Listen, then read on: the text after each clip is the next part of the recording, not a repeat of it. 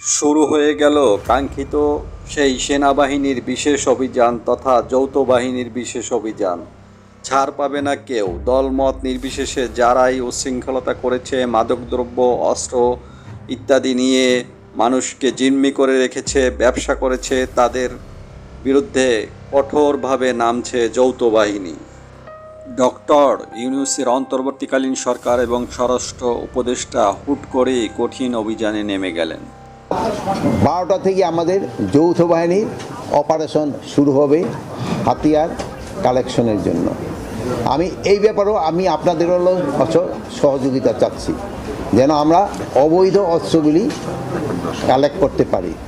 এই মাদক নিয়ন্ত্রণটা আমাদের জন্য খুবই জরুরি। এই জন্য আমরা বিভিন্ন ধরনের পদক্ষেপ নিতে যাচ্ছি, যেন এটা নিয়ন্ত্রণের ভিতরে চলে আসে এবং মাদকের গডফাদারদের যেন আমরা আইনের আওতায় আনতে পারি।